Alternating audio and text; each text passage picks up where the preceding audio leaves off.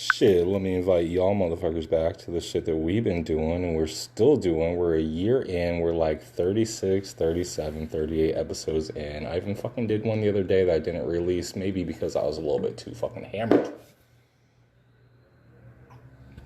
That shit is going in the archives and that shit's gonna be worth gold. I'm gonna re-release that 1 year from fucking today and we're gonna talk about it. Because that's what we do here is we talk about things.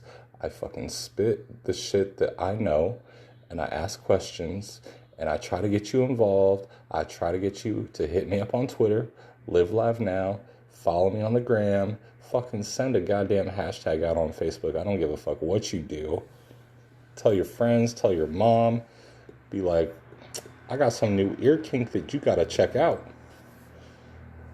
Because this ear kink is motherfucking addictive. Like you got some drippage like you just did a line 10 minutes ago.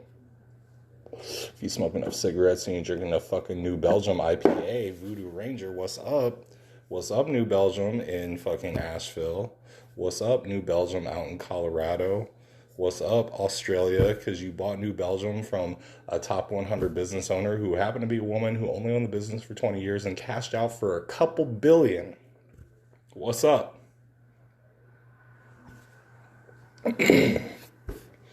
Now, I'm not trying to turn this into an NBA pod, but I am watching the Dallas Mavericks play the fucking Knicks on ESPN on a Friday night.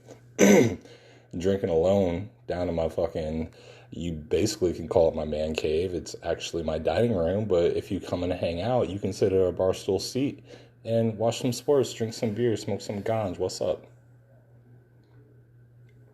We're on cadence tonight. The whole reason for this pod I had to tell you about, I started a new little career. I'm trying something new, trying something out. I actually go into an office nowadays. I haven't been into an office for a minute. I had a brief office stint last January 2020 through about the end of February 2020. Caught the COVID, got real sick. Didn't want to go back to work and hated my job, so I just didn't say anything and fucking technically got fired, but really I quit because I didn't want to go the fuck back in there because I was being sexually harassed by a 350-pound woman who was probably 3 years younger than me, not cute, and a heavy 350. And how the fuck are you going to explain that to HR? Like, for real, you just don't. You just quit. You don't explain that shit. You don't be like, I don't like this fucking woman who is my boss, how the fuck she's my boss? I kind of get it, but I really don't. Everyone made fun of her behind her back, not because she was overweight or not that pretty. She was an okay person, but she was a little touchy-feely, and she freaked out about everything. When something happened, when anything happened, when email came in that she wasn't expecting, she would freak the fuck out, hands up, doing the fucking jazz hands, fingers fucking moving, and then she would yell at someone to fucking fix it and help her. And she grew accustomed to it being me, just because she probably wanted to fuck. She probably did want to fuck someone else before I got there, and then I got there, and then she changed her mind on who she wanted to fuck, and she was going to be the maddest at the motherfucker that she wanted to fuck the most. So what the fuck do you do with that? You don't do shit with that. You just fucking keep it moving, right? Just fucking go on to the next thing. I don't need that shit. I had some other shit that I was trying to juggle while I was doing that shit. And here I am, fast forward 12 months to today. I'm at a new job, and the thing that I want to talk about is how I usually would always just shit in the morning. I would drink a coffee, smoke a cigarette or two, probably 2 cigarettes, drink my coffee. Within 10 minutes, I'm ready to shit. I go in my bathroom, I go take my shit, and I flush my toilet. Well, here I am. I'm like fucking 6 weeks in this new job, and I've shat there fucking like 4 days a week for the last 6 fucking weeks. I don't know why. I haven't shat anywhere. I shat at my buddy's house once in the last like 5 years, maybe twice. I shat at my parents' house maybe once in the last 5 years. I shit at the Tilda Kilt one time, and it took me 25 minutes to shit, and all those bitches knew I was taking a shit because I told them I had to take a shit, and I was going to be gone for a minute. And other than that, I've just been shitting in my house, but I got to this new job, and I've been shitting like every fucking day, like random times, like first thing when I get there, after lunch, before lunch, after my last break, shit. I've been shitting all the time. I see so many motherfuckers in there shitting.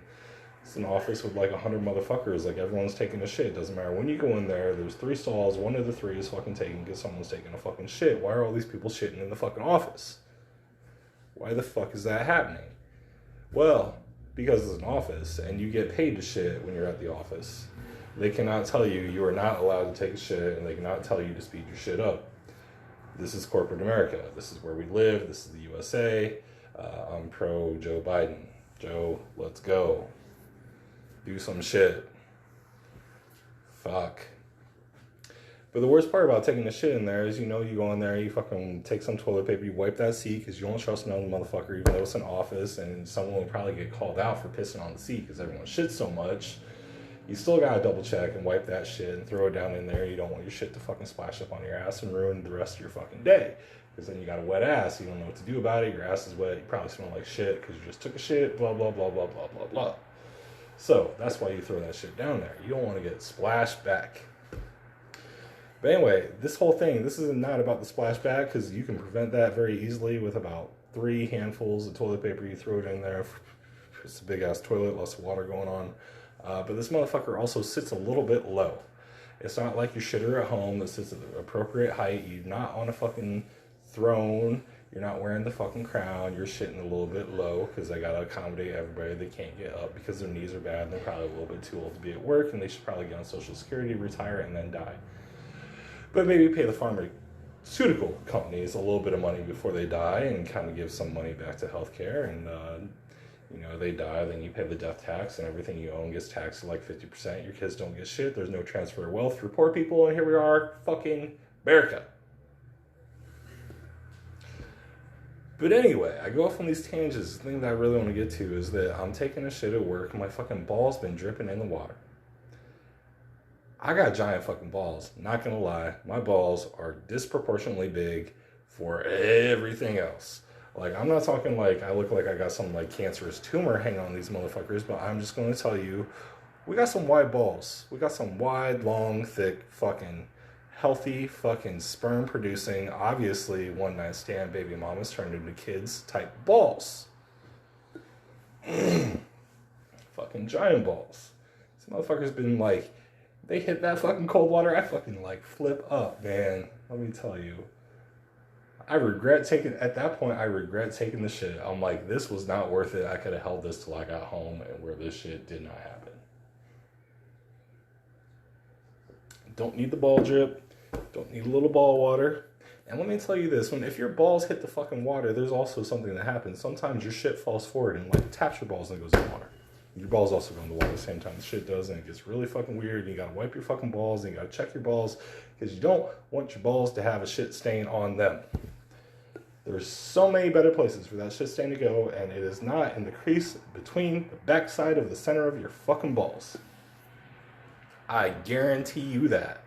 Fucking write that down and fucking reread it every year. Put it on your fucking mirror in your bathroom on a sticky note and just make sure that that shit does not happen to you because you're motivated, and you put sticky notes on your fucking mirror because you're in sales and now you don't give a fuck who you are because you're just an avatar on the phone.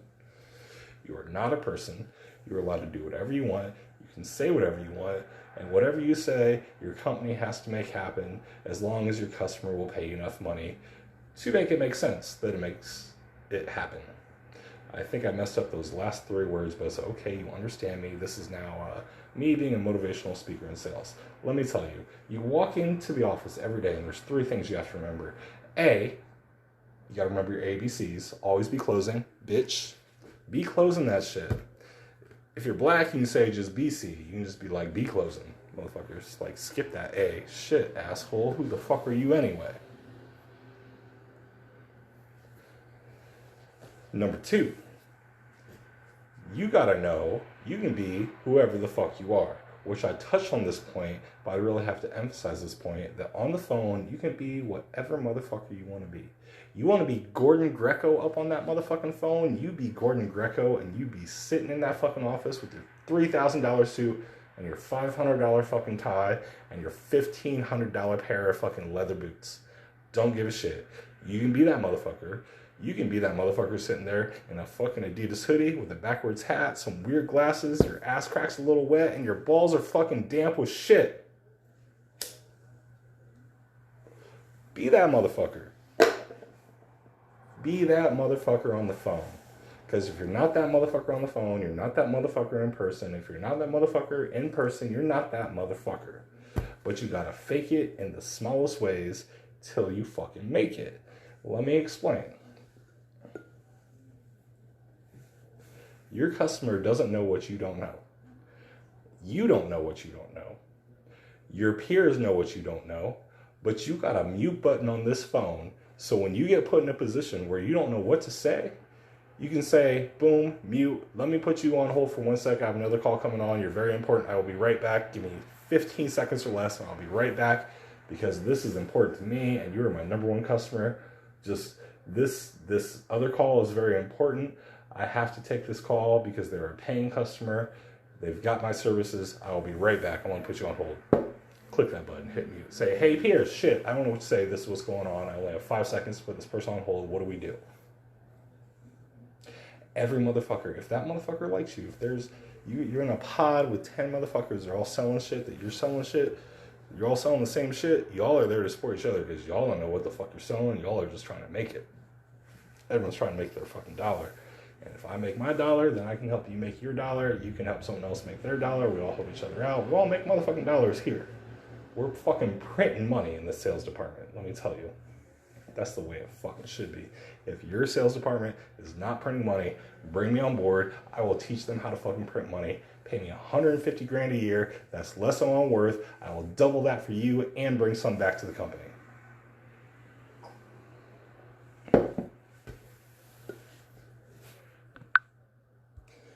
So yeah, all that from my balls dripping in water. So do you believe it? Shit. How big are your balls? Because obviously mine are pretty goddamn big. And if you're not on board with this shit, just grow some bigger fucking balls, man.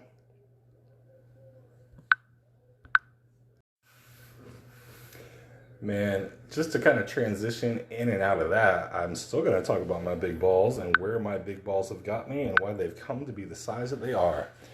It is because I'm married and we have not been fucking because we've been married. So my balls just keep growing and growing and growing and these bitches don't stop. Shit. They don't stop. I go like 2 weeks without fucking finally getting off and being like, thank you, Jesus, goddamn, that took way too long. But these motherfuckers for those 2 weeks, they grapefruit out. What else you got to say about that, man? I got these grapefruits, it's okay. Part of the reason why they get so goddamn big is because I happen to share a fucking investment account with my wife through Robinhood, and we have the same Robinhood app and same password. I can see the shit she buys. She can see the shit that I buy. I don't buy that much shit, but I am invested heavily in marijuana stocks. Cannabis, to be specific, because if you say marijuana, you're a fucking boomer. I am not. I believe I am a millennial. You could consider me a Gen Xer, but who the fuck are you? You ain't shit either, bitch. So let me pull up some of these things because I'm just sitting there. I'm chilling. I could be anywhere. I could be at a track meet. I could be out to dinner. I could be at home. I could be in my fucking man cave, or I could be at work. And then I get this little notification on my phone. He pops up. He says, "Hey, you have just purchased such and such from such and such company." And I'm like, bitch, I know I didn't do that, but I know who did. And then I go and I read through the profile of the such and such bullshit that has been purchased. For example, let me tell you about the stock BHAT, commonly known as Blue Hat. It is what you would call a penny stock, currently trading at $1.13. It is down negative 2.59% just today. Over the last month since I've had it, it is down 22%. Good thing I only own $1 of fucking that. Being down 22% off $1, that's like 88 cents. That's like a motherfucking rich man just claiming his fucking taxes off me. But let me tell you about Blue Hat Entertainment. I'm going to read to you real quick. This says about Blue Hat Interactive Entertainment Technology is a holding company which engages in the production, development, and operation of augmented reality AR, interactive entertainment, games, and toys. Okay, sounds good so far. AR, not quite VR, but AR, we'll take it. It offers the following AR interactive product lines: AR Racer, AR Need a Spanking. AR Need a Spanking? For real? Okay, maybe. We'll see. We'll learn a little bit more about AR and how you give me a spanking. Shit, I'm interested. It's not even my birthday. AR 3D Magic and AR Picture Book. AR Racer is a car racing game with a small physical toy car that is placed onto the user's mobile device screen. It's an actual toy that you put on your phone. Tell me it vibrates. Tell me that's where we're going with this. AR Needs a Spanking is a combat game with a ladybug-shaped electronic toy. Ladybug-shaped would be a head, arms, body, and feet with wings, and it probably has a lot of fucking motion. You can also use it in the shower. And, I mean, that's just kind of all the further we're going to go into this. You got a little toy, you purchase it, it's real cheap. This company is out of Hollywood. It is probably owned by a Jewish pervert, something like a Harvey Weinstein type of guy, hustling his fucking stock in this fucking household in the 46807. This is Why I Drink, Volume 1. Volume 2, Why I Drink, is a whole different fucking story. I don't want to tell you this because this isn't the most important thing that I've ever told anybody. It's also not the least important thing that I've ever told anybody. But the thing that I'm trying to get at, if you ever been to like a big city, like on vacation, you've just been like chilling downtown, walking, like hitting up the strip, maybe renting a little scooter, maybe you're a little lost, you went a couple blocks off the GPS, ended up somewhere they really didn't want you to see where it was, but hey, it's still downtown, it's still cool, it doesn't matter where it is, right? It's downtown. Hey, fuck yeah, downtown. It's where we party, right? Well, what's going to happen, it doesn't matter where you go, what's going to happen is you're going to see someone tripping on fucking acid. There's always the downtown, you can't even necessarily claim that he's homeless. He looks homeless, but really he's just tripping, so that could just be any common person tripping on acid out in public. They're going to look fucking homeless and helpless, and they're going to look like something's fucking wrong. But what you do in this situation is you do not judge. You do not cast down your fucking judgments upon them for whatever sort of fucking goodness they're feeling. Seeing those little 3D elves that are talking back to you from another dimension, the DMT elves, the little guys. No, he's seeing that. You're not seeing that. You're just seeing him. It's fine. You see him kind of walking in circles. Maybe he's doing a little dance. Maybe he's taking his fucking clothes off in front of your fucking kids and you're there on a family vacation and you got to tell your kids, all right, just keep looking forward and let's walk forward really fast and let's not look back. Let's just get to that block and then we're going to make a left so we can't see anything back there. Maybe that's what happens to you. But the way to save this man's life, because this man's going to jail today. There's no ifs, ands, or buts. He's going to jail today. He might come back out on the same block and do the same shit tomorrow, but today they just don't let that shit go on anywhere. Anywhere that I've been to California, they probably let that shit happen all the time there. There's specific places it can happen, concerts, Burning Mans, events, festivals, your neighbor's backyard. Not the wrong hotel room, Ryan Russillo. Very few will get that joke. If you need to understand that joke, hit me up on Twitter. I will tell you more about why that joke's funny. But if you want to save this poor tripping fucking man who's out there freezing half naked, balls dipped in the fucking Lake Michigan up in Grand Haven, all those fucking hoity-toity white fucks up there with your fucking tulips and your fucking marinas and your fucking dunes, your beaches, your motherfucking lighthouses and your casinos and your Indian population that does not live on the coast, even though that's where they grew the fuck up. But you moved into the middle of the state to the hood to get them hooked on drugs and alcohol in fucking Grand Rapids. Those motherfuckers.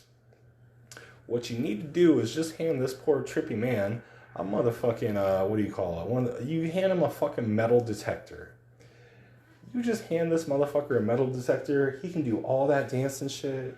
He can do that walking through the grass, walking through the parks, walking through the streets type shit. But if you handed that motherfucker a metal detector, trust me, he's not going to jail because he just looks normal. In America. Bitches. So, shit, I've been real appreciative of you guys listening to my joke. It took a minute to get me warmed up. Took me a minute to get there. But just remember, you hand that motherfucker some shit to find some fucking pennies and he looks fucking sober. Because that's the fucking corporate America that we live in. It's a sad state of America. We're owned by the oil companies, the pharmaceutical companies. We're owned by China. It's official. China kind of put this Brazilian COVID strain together that overcomes the J&J. They don't even say it online. They call it the J&J. It's Johnson & Johnson vaccine. Motherfuckers been getting blood clots, brain clots, dying, getting paralyzed off the shit. We got people online arguing, oh, I only saw 8 stories about the J&J vaccine injuring people.